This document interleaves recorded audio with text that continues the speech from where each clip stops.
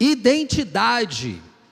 Ao invés de buscar na filosofia, estamos recorrendo à Bíblia para responder à grande questão existencial da humanidade: quem sou eu? E nós já vimos que somos criaturas de Deus. Lá em Gênesis 1:26 está escrito: então disse Deus, façamos os seres humanos à nossa imagem, conforme a nossa semelhança. A compreensão dessa parte da nossa identidade deve nos conduzir a uma atitude de humildade, de gratidão, ao invés da atitude tão comum de arrogância, de autossuficiência, que a nossa sociedade tem demonstrado. Entretanto, como vimos no domingo passado, somos criaturas de Deus, e como criaturas de Deus que somos, nascemos em Adão.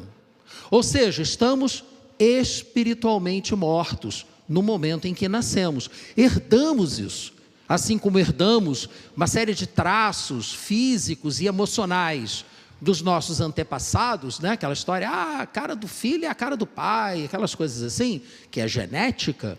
Nós também herdamos uma realidade espiritual, pois somos todos espiritualmente descendentes de Adão. Nascemos dessa forma, mortos em nossos delitos e pecados. Portanto, precisamos ser regenerados para mudar a nossa identidade e assim, como vimos também, passar a estar em Cristo. Então, somos criaturas, mas se nascemos de novo em Cristo Jesus, estamos em Cristo. Coríntios 15:22 nos diz que da mesma forma que em Adão todos morreram, em Cristo todos voltarão a viver. Assim, ao aceitar a oferta, e precisamos aceitar essa oferta de Deus para nos unirmos a Ele pela fé, a nossa identidade é transformada. A sua identidade é transformada quando você dá esse passo de fé e reconhece que Jesus Cristo é o Senhor. E essa realidade de uma nova identidade nos traz uma série de consequências. Começamos a ver essas consequências no final da mensagem passada, que é a chamada justificação. Ao crermos que realmente Jesus nos substituiu na cruz, todos os pecados que estavam imputados a nós são removidos, são lançados sobre a cruz, inclusive os pecados que você ainda nem cometeu, já foram lançados sobre a cruz também, porque o tempo não tem sentido para Deus. O tempo foi uma criação de Deus, tanto quanto nós. A matéria, o tempo e o espaço foram 3 aspectos da criação de Deus, e um não existe sem o outro. Então não havia tempo antes da criação, portanto Deus está além do tempo. A morte de Jesus, ela trouxe uma consequência espiritual que transcende o tempo, e por isso, volto a dizer, os pecados que você ainda não cometeu, já estão lançados sobre Cristo Jesus. E a justificação, nós vemos, por exemplo, são vários textos que nós lemos no domingo passado, mas Gálatas 2:16, nós fomos justificados pela fé em Cristo, não pelas obras da lei, porque pelas obras da lei ninguém será justificado. E justamente é a compreensão espiritual dessa nova identidade é que permitiu Paulo, 4 versículos depois, dizer, no versículo 20, de Gálatas 2, estou crucificado com Cristo, assim já não sou eu quem vive, mas é Cristo que vive em mim. A vida que agora vivo no corpo, vivo-a pela fé no Filho de Deus, que me amou e se entregou por mim. Tudo isso aqui nós vimos no domingo passado. Então, com base nisso, eu lhe pergunto, como você tem vivido? Como é que tem sido as suas escolhas? Você tem vivido pelo seu próprio esforço, como se ainda fosse uma pessoa do mundo, não nascida de novo, que não reconhece a sua identidade em Cristo, ou você tem vivido pela fé no Filho de Deus, o que lhe permite viver uma nova vida. Como você tem vivido? A escolha é sua. Ninguém vai fazer essa escolha por você. E hoje veremos mais algumas consequências dessa nova identidade que assumimos pela fé no sacrifício de Cristo por nós, essa identidade do estar em Cristo, né?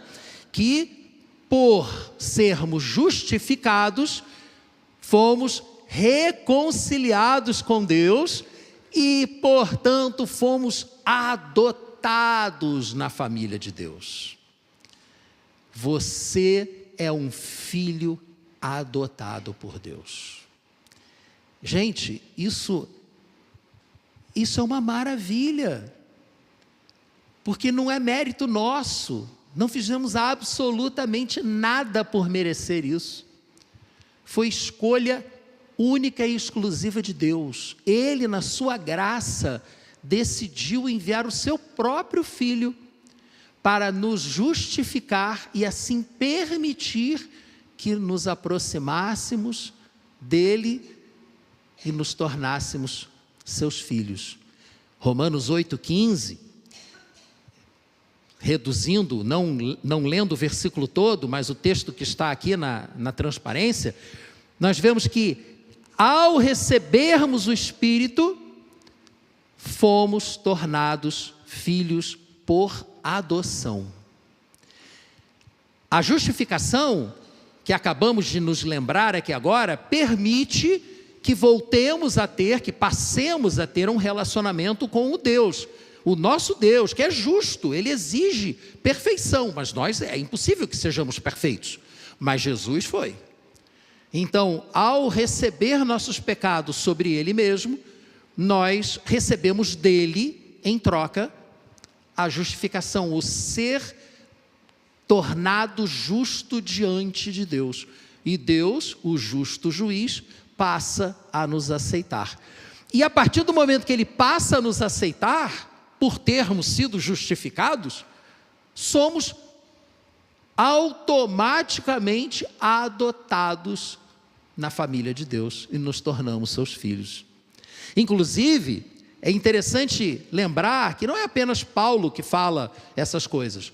No Evangelho de João, logo no capítulo 1 do Evangelho de João, nós lemos essa colocação também. Versículos 12 e 13 do Evangelho de João, capítulo 1. Aos que o receberam, a quem? A Jesus, obviamente. Aos que creram no seu nome, deu-lhes a autoridade de se tornarem, de serem adotados como filhos de Deus. Não são todos filhos de Deus. Não são todas as criaturas que são filhos de Deus. Não. Filhos de Deus são aqueles que creram nele, aqueles que o receberam. E por receberem a Cristo nos seus corações, são recebidos por Deus, na família de Deus. E nós que passamos por esse processo de regeneração, não nascemos do sangue, nem da vontade da carne, nem pela vontade de homem algum. Nascemos de Deus. Aliás, não foi exatamente isso que Jesus disse para Nicodemos, logo no capítulo 3 de João? Mestre, como é que eu faço para entrar no reino de Deus? Ora, você tem que nascer de novo. Você tem que ser regenerado. Mas como posso nascer de novo se eu já sou um homem velho? É um absurdo, não há como voltar ao ventre da minha mãe. E aí Jesus deu-lhe uma cutucada, falou, você é um cara tão escolado, tão inteligente, não percebe que quem nasce da carne é carne? E quem nasce do Espírito é Espírito?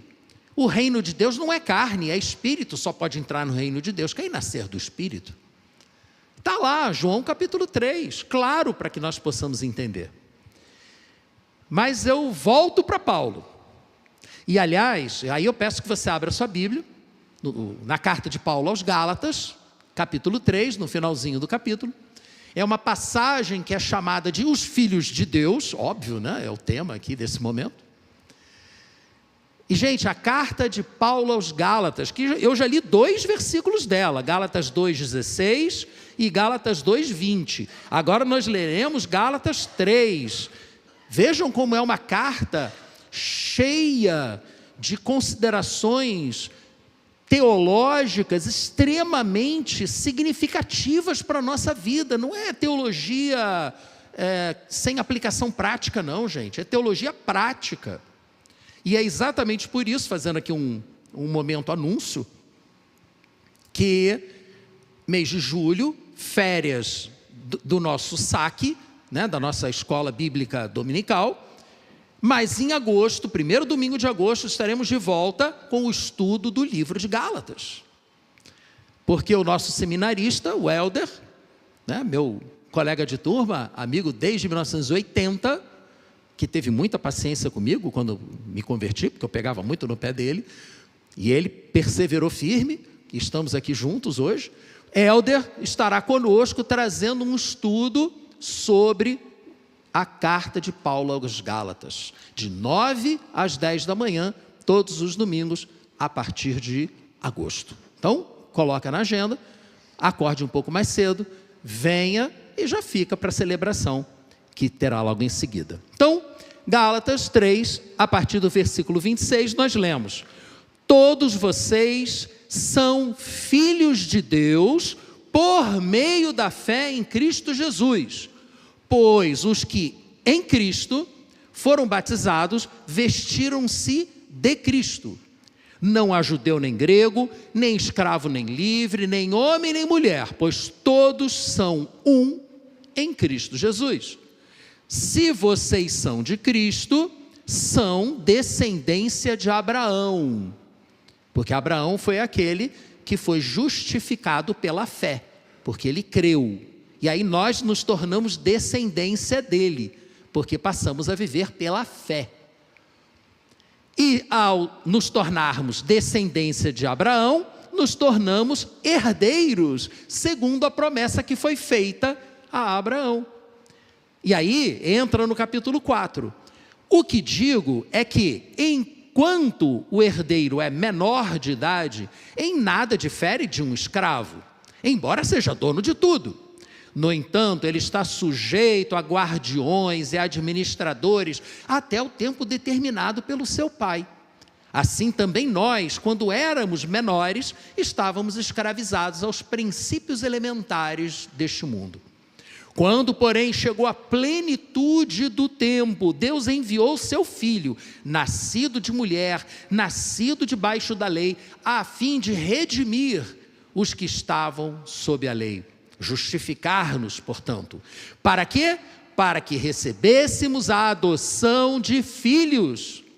Porque vocês são filhos, Deus enviou o Espírito do seu Filho Jesus ao coração de vocês, como Jesus prometeu que faria lá em João capítulo 16. E Ele, o Espírito que está em nós, clama: Abba, Pai. Abba, uma palavra aramaica que significa paizinho. É o Espírito de Deus que confirma em nosso coração que Deus é nosso Pai. Não é apenas o justo juiz, ele continua sendo o justo juiz, mas é nosso Pai. Ele nos acolheu. E aí, Paulo conclui esse argumento: você já não é mais escravo, mas filho. E por ser filho, Deus também o fez herdeiro. Aleluia! Nós somos tornados herdeiros de Deus, porque fomos adotados como filhos por Deus. Mas aí eu lhe pergunto: herdeiros do quê? Se você veio de manhã, você já sabe, né? Mas você não vai dar spoiler para quem está do seu lado. Aí eu volto para Romanos, porque, meus irmãos, o que eu estou apresentando para vocês são questões práticas por um lado, mas extremamente profundas teologicamente falando. Eu estou apresentando questões que deram margem a muitas discussões teológicas ao longo dos séculos, e que várias delas foram trazidas de volta à evidência por Lutero, que estão na base da Reforma Protestante, da qual nós somos herdeiros. Somos herdeiros de Deus pela fé, mas teologicamente somos herdeiros da Reforma Protestante, que colocou esses textos todos numa evidência que havia se perdido com o tempo. Então é muito importante nós mantermos isso em mente, porque fala de quem nós somos. Se eu não sei quem eu sou, como eu saberei viver corretamente? Se eu não sei que eu sou herdeiro, como eu vou buscar a minha herança? Tem uma história que uma vez me contaram sobre essa questão do receber algo e não saber que recebeu e, portanto, não aproveitar. Um homem, se é verdadeiro ou não, não sei, tá? Repasso como recebi. Um homem ganhou de presente um cruzeiro num navio, daqueles espetaculares. Só que aquele homem era uma pessoa humilde. E ele, ao receber aquele prêmio, ele ficou muito feliz, mas ao mesmo tempo muito preocupado, porque ele não tinha dinheiro. Como é que ele faria um cruzeiro daquele sem ter dinheiro para comer no cruzeiro? Se você já fez um cruzeiro, você provavelmente vai parar e pensar agora, mas como assim? Calma, ele não sabia. E porque não sabia, ele se privou. Ele foi porque ele queria muito fazer aquele cruzeiro, e ele foi, mas ele se privava das coisas. Ele não usava tudo que estava à disposição, porque ele não sabia como conseguiria pagar depois. Ao final da viagem, já quase perdendo todas as oportunidades que estavam lhe sendo dadas, ele disse, não vou poder ir porque eu não tenho como pagar. E alguém lhe disse, mas ninguém te disse, está tudo incluído, é all inclusive. Aí ele, sério? Eu posso comer de qualquer coisa. Eu sei que tem alguns que não é bem assim, né? Mas tem, né? Tem a ala A e a ala B, né? Mas, enfim, na historinha estava tudo incluído. Gente, você foi adotado como filho de Deus. O poder de Deus, as promessas de Deus estão ao seu alcance. Ao seu alcance.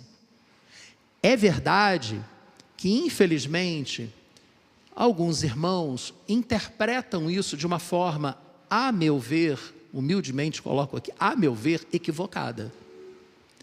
Você ser reconhecido como filho de Deus, herdeiro de Deus, portanto, não garante que você não passará por aflições. Pelo contrário. Porque Jesus disse claramente, no mundo vocês passarão por aflições. Mas o que ele disse também? Mas tenham bom ânimo, eu venci o mundo. Então, ao passarmos por aflições, porque passaremos por elas, nós sabemos que não estamos sozinhos. Então qual é a diferença para quem não tem Deus? Quem não tem Deus está sozinho, está por sua conta e risco. Nós não estamos sozinhos, o Senhor está conosco. Mas eu conheço gente que não tem Deus e dá tudo certo na vida dele. Coisas da vida. Agora, tem uma outra questão também que Jesus nos avisou. Ele nos avisou que ao nos tornarmos filhos de Deus, irmãos de Jesus, Jesus nos avisou, se me odeiam, também odiarão vocês. Se eles odeiam a mim, eles vão odiar vocês também, porque vocês não vão mais fazer parte desse mundo. Qual a comunhão que há entre luz e trevas? No momento que vocês saem do mundo das trevas e passam a fazer parte do mundo da luz, vocês passam a incomodar. E haverá consequências. Haverá atrito, haverá uma resposta.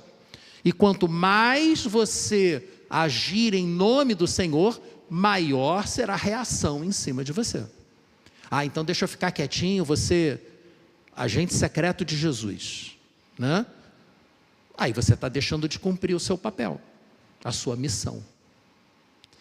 Então, quando eu lhes digo que nós temos um cardápio maravilhoso à nossa disposição, não estou lhes dizendo que a promessa de Deus é que você não vai sofrer.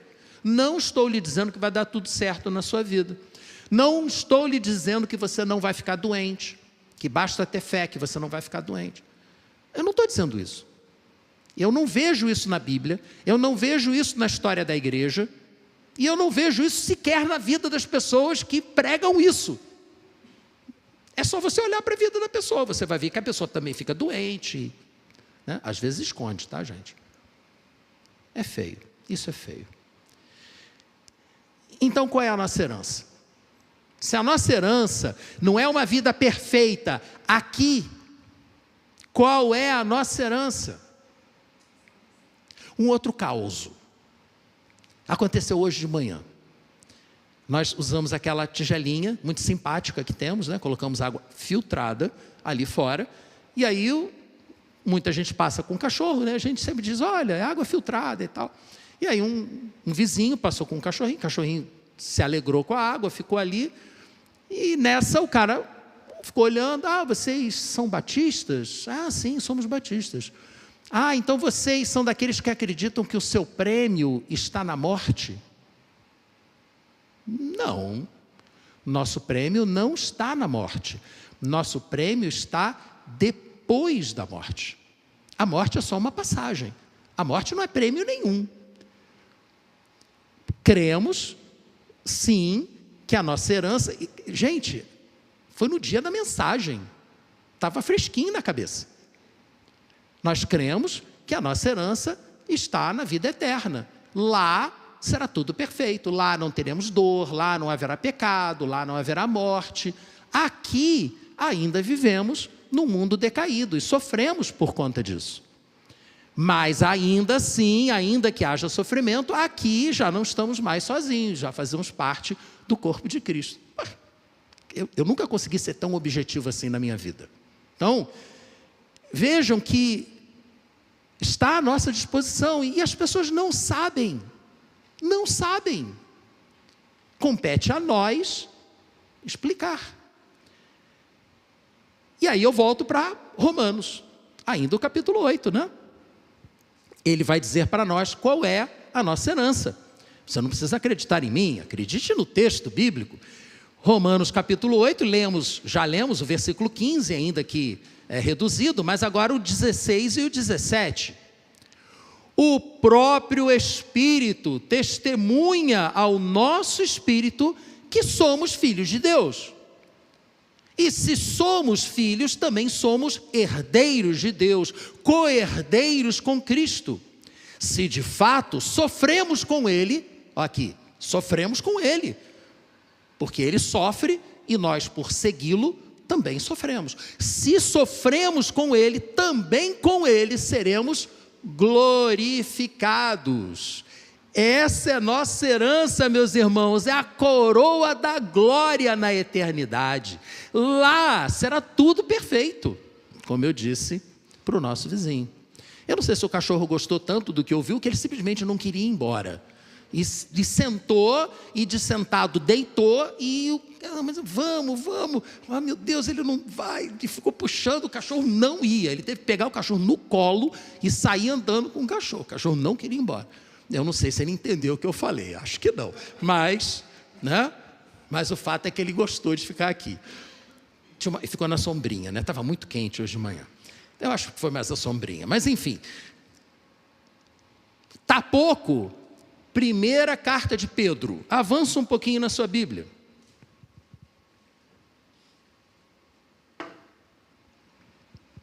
Primeira Pedro, capítulo 1, logo na cara, a partir do versículo 3.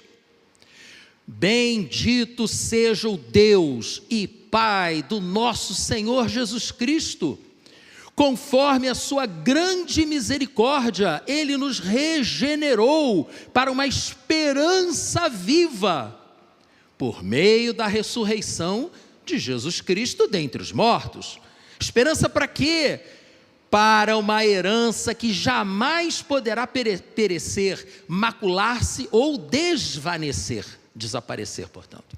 Essa herança está guardada nos céus para vocês, que mediante a fé são protegidos pelo poder de Deus, até chegar à salvação que está prestes a ser revelada no último tempo. Então Pedro está nos lembrando que a nossa herança, ela será consumada quando chegarmos na eternidade, do outro lado da morte. Lá haverá a consumação. Até lá, somos protegidos pelo poder de Deus, mediante a nossa fé.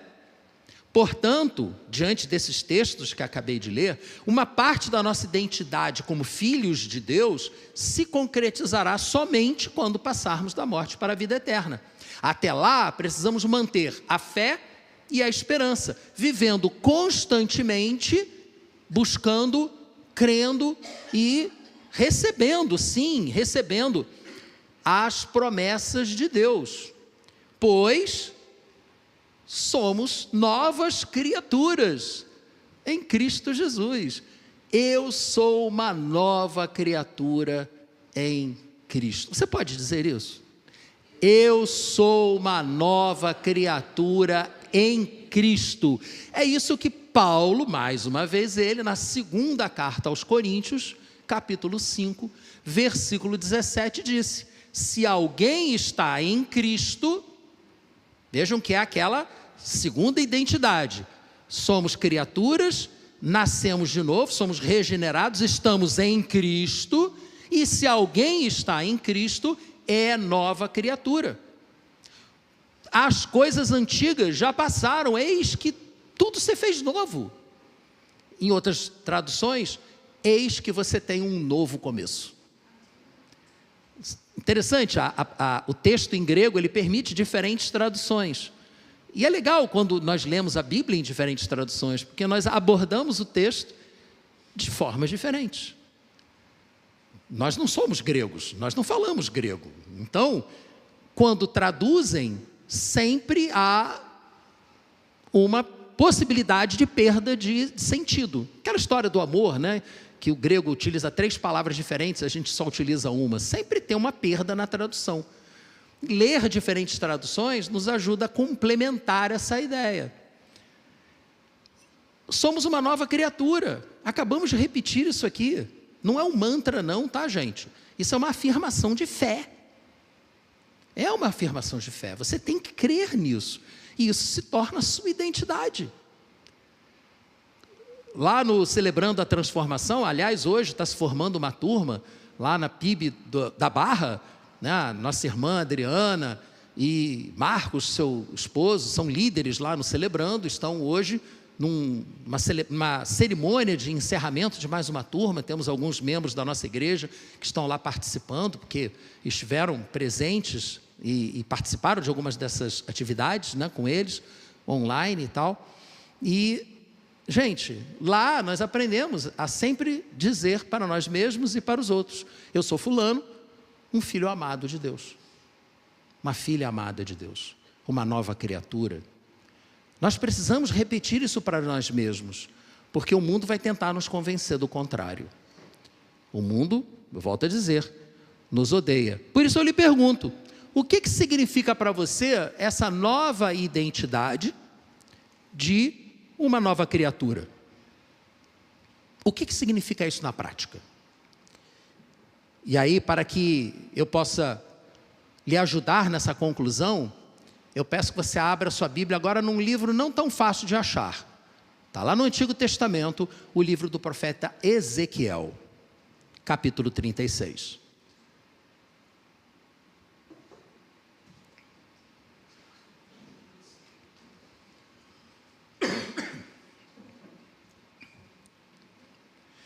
Ezequiel 36, versículos 26 e 27. O que é que significa sermos novas criaturas? Eu lhes darei um coração novo, e porei um espírito novo no interior de vocês. Tirarei de vocês o coração de pedra e, em troca, darei um coração de carne. Porei o meu espírito no interior de vocês e os levarei a agir segundo os meus estatutos e a obedecer fielmente às minhas ordenanças. Vejam que essa profecia, de quase 600 anos antes de Cristo, ela nos mostra que haveríamos de receber o Espírito Santo. Os contemporâneos dessa profecia não viram ela se cumprir, não a viram se cumprir. Mas nós estamos vivendo essa profecia. Desde que Jesus veio, morreu por nós, ressuscitou e voltou para o Pai, Ele cumpriu a promessa dEle e enviou o Espírito. E ao recebermos o Espírito, e ao clamarmos ao Senhor, e sermos regenerados, ganhamos um coração novo. Nós passamos a ser novas criaturas. Deixamos tudo que era velho para trás. E esse coração novo é que permite que não pequemos mais. Isso é uma questão que confunde muitas pessoas. Muita gente fica frustrada porque ao se converter, ao crer que foi regenerado pela fé e se tornou uma nova criatura, e vem a tentação, e vem o pecado, e a pessoa fica frustrada. Eu fico frustrado. Mas como é que eu posso fazer um negócio desse? Eu estou há tanto tempo nesse caminho, cair numa bobagem dessa. Acontece com todos nós, e isso nos deixa frustrados.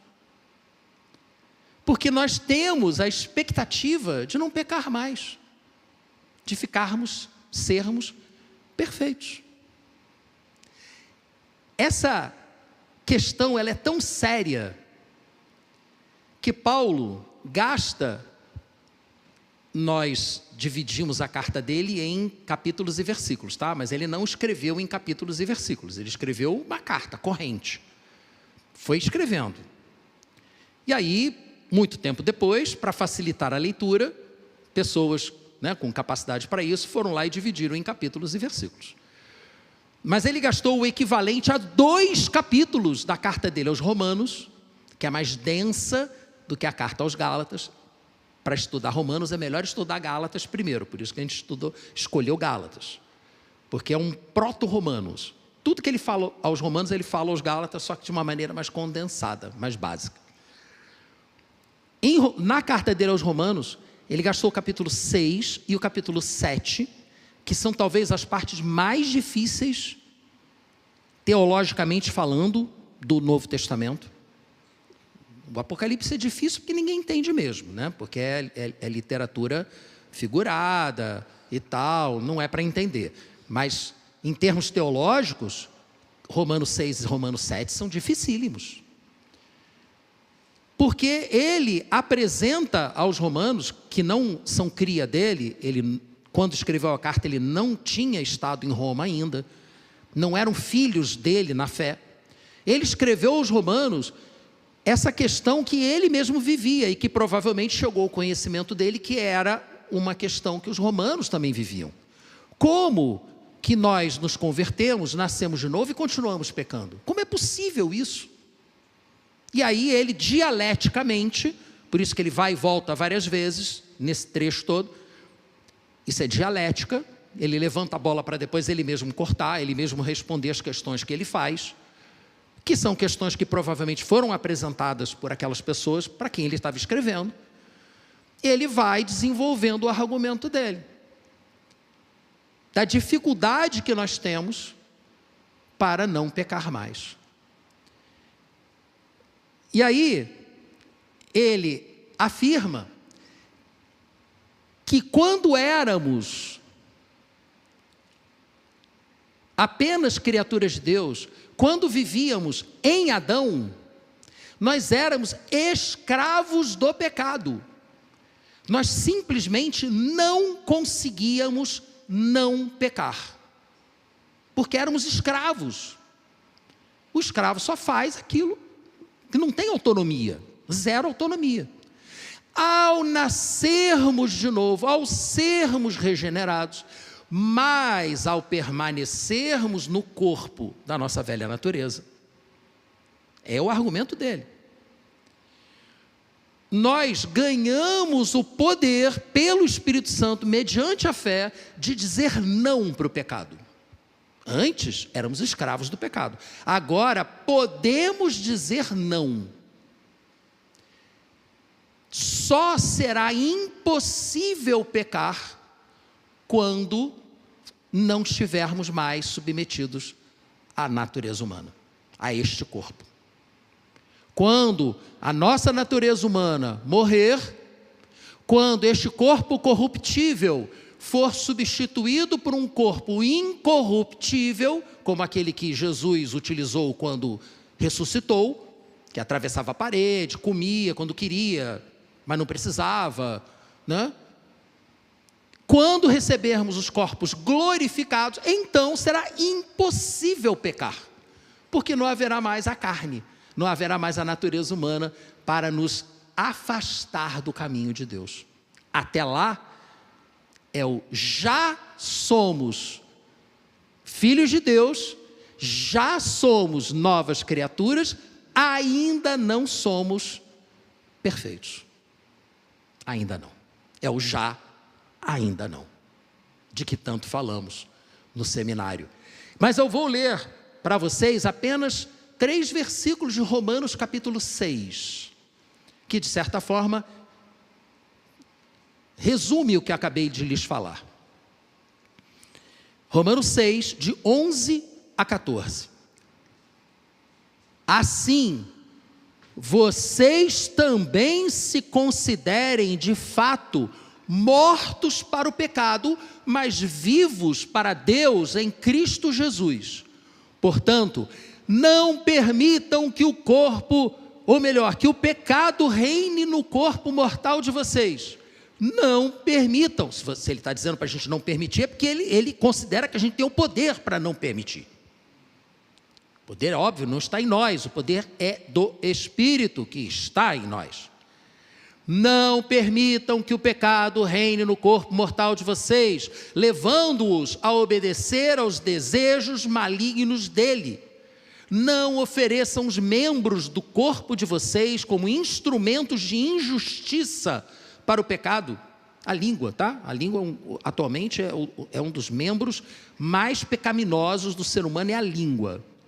Porque com a língua você destrói coisas fantásticas, maravilhosas, relacionamentos e amizades, porque você não conseguiu ficar calado.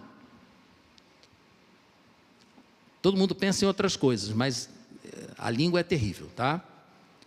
Ofereçam os membros do corpo de vocês como instrumentos da justiça ou de justiça para Deus. Assim o pecado não deve ter domínio sobre vocês. Meus irmãos, por experiência aqui, todo mundo sabe que não é fácil. É uma guerra espiritual, é uma luta constante. Que Paulo entra em detalhes na carta dele aos Gálatas, capítulo 5. Eu falei que ia ser muita passagem.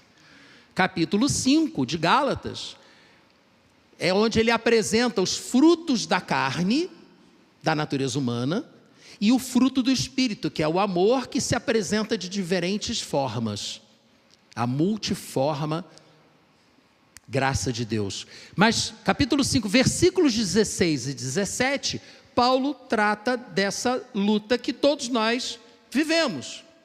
Por isso digo, vivam pelo Espírito, e de modo nenhum satisfarão os desejos da carne, pois a carne deseja o que é contra o Espírito, e o Espírito que é contra a carne. Eles estão em conflito constante um com o outro, de modo que vocês acabam não fazendo o que desejam. É o que Paulo aos Romanos diz, lá em Romanos capítulo 7. Desventurado homem que sou, quem me livrará do corpo dessa morte? Se com a minha vontade, com o meu coração, eu desejo fazer o bem, mas o que eu vejo no meu corpo é o mal. Então, vejam que, como eu disse, Em Romanos, ele revisita as questões que ele levanta em Gálatas. Estudando-as em Gálatas, vai facilitar depois para a gente estudá-las em Romanos. Diante dessa realidade espiritual, de conflito, de guerra íntima, né? O inimigo sou eu durmo com o inimigo, eu coabito com o inimigo no mesmo corpo. Eu lhe pergunto, o que você faz quando cai? O que você faz quando peca? Varre para baixo do tapete? Faz de conta que não aconteceu? Mente para si mesmo para ficar tranquilo? Não faça isso. Não faça isso. Não finja que nada aconteceu, por um lado, nem se desespere, por outro lado. Ah, mas como eu posso saber se Deus vai me perdoar? Meu irmão, Ele já te perdoou. Jesus já morreu pelo seu pecado, pelo pecado que você ainda nem cometeu. É só uma questão de você crer e entregar para Ele aquele novo pecado que você cometeu. Isso não significa ser sem vergonha e ficar pecando. Ah, depois é só entregar para Deus. Não é isso. Quando você deixa de sentir vergonha do seu pecado, aí é para você começar a se preocupar. Porque o seu coração, que é aquele que te alerta para o problema, está ficando cauterizado, está ficando insensível, como um coração de pedra. Pô, mas a promessa não foi que Ele nos daria coração de carne? Coração de carne sente. E aí, a dica é, enquanto você sente vergonha quando peca, você está bem. Arrependa-se, peça perdão a Deus e siga a sua vida e não aceite a acusação do diabo. Que quem acusa é o diabo, tá? O diabo, tem muito irmãozinho que acusa também, mas em nome do diabo, tá? Não aceita acusação, não.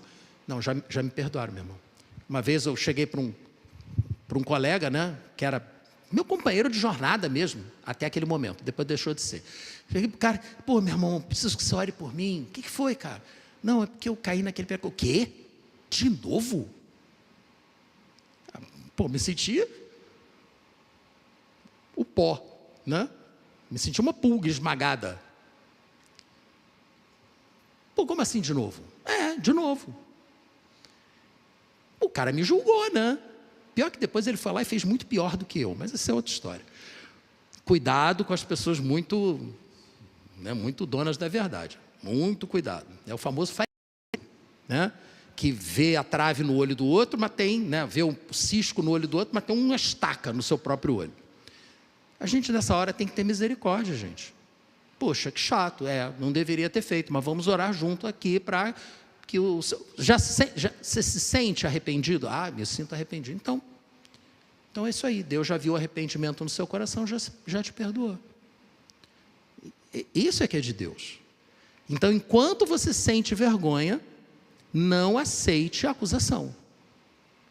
Arrependa-se, peça perdão a Deus e vida que segue. E peça ajuda a Deus para sair. Você não vai fazer como a ovelhinha do vídeo que eu contei na semana passada, 2 semanas atrás, né? Que o pastor entra no poço para tirar a ovelha corre, dá uma volta e pula de dentro do poço de novo. Por favor, para de ficar passando do lado do poço, né?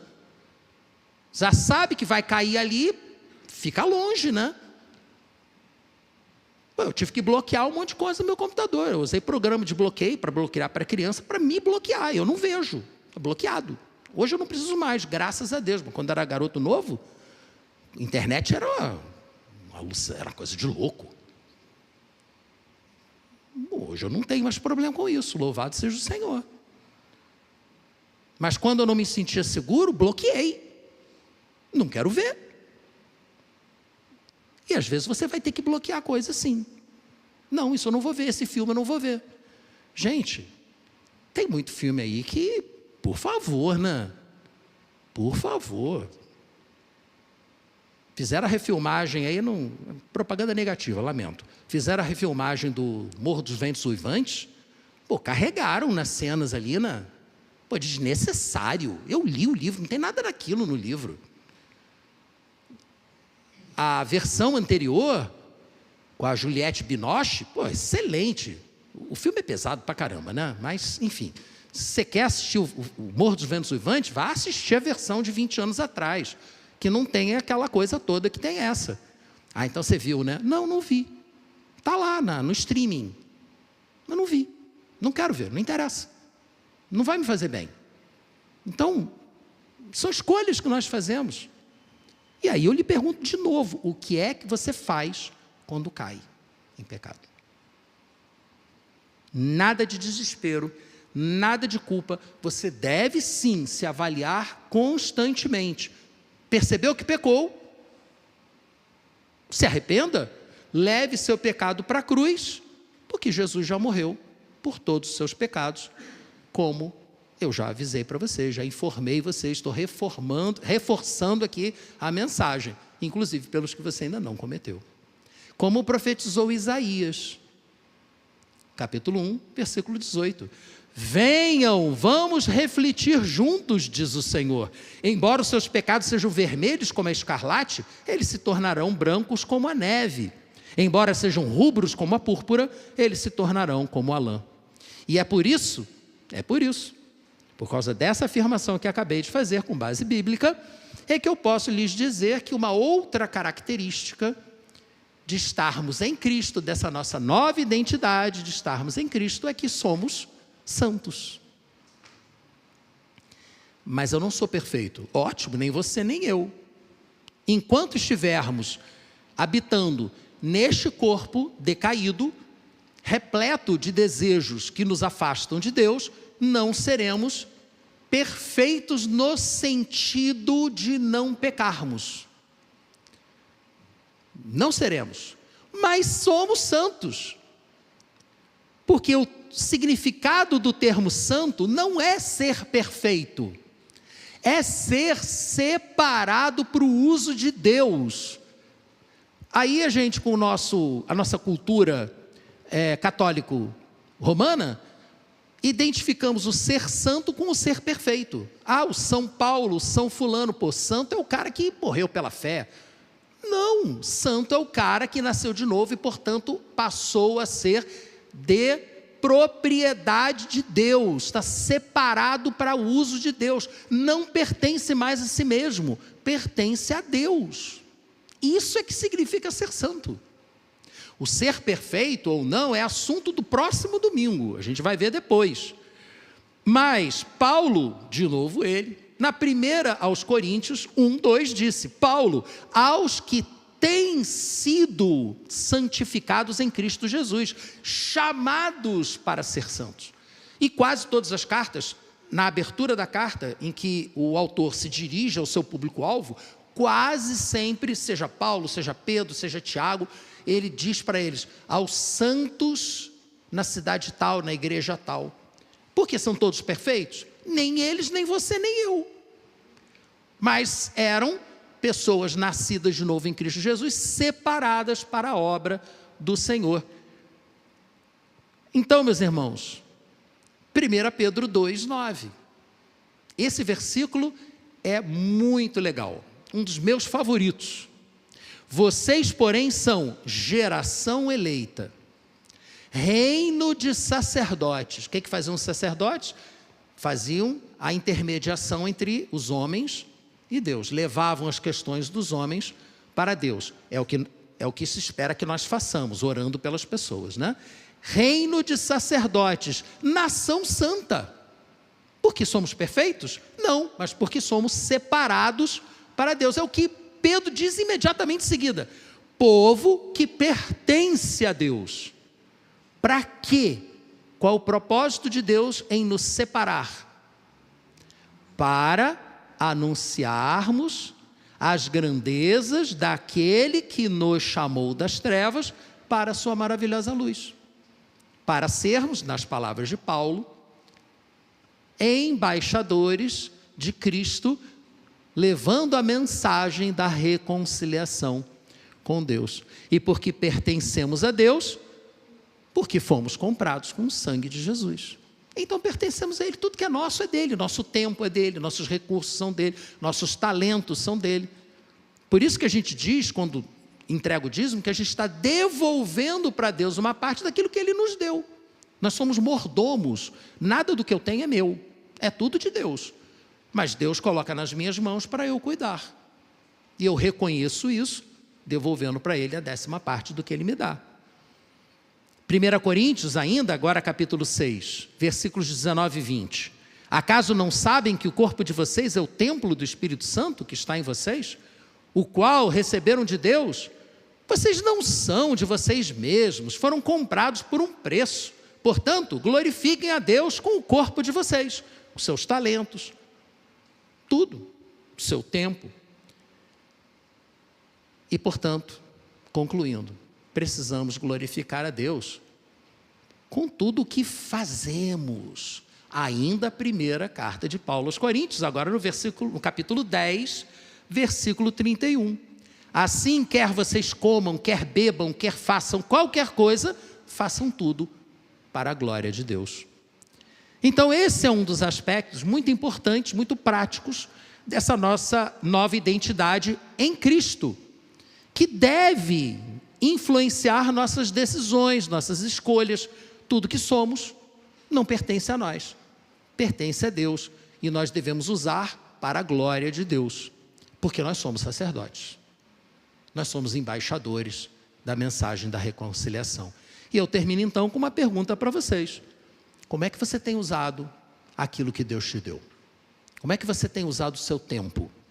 Como é que você tem usado os seus talentos? Como é que você tem usado os seus recursos? Você tem usado tudo isso para glorificar a Deus?